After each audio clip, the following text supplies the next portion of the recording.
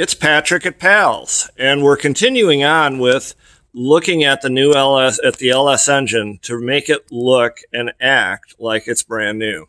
And in the last one, we showed you that the rocker arms were coming apart and bearing material got into the valves. Now, we also told you that the camshaft had a problem in this car as well.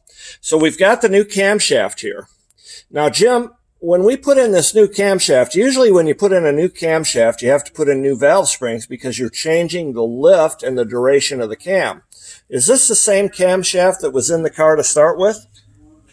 The same grind? Yes, this is the same grind that they had when they brought it to us. Now, it's not stock, but this is what was in it when they came here. So these springs have already been matched to that camshaft. You won't have to replace those springs.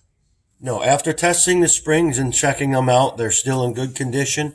So me using the same grind camshaft, they should work perfectly with it. Okay. So what you did, that you realized that the camshaft was defective, and then you checked the tension rate of these springs, right? That's correct. They've got a certain number of pounds per square inch that they have to be able to sustain. And you've checked all of these springs and they're all within specs, so we can reuse them, right? That's correct. Okay. If you've got an LS engine, bring it to Pals. See you soon.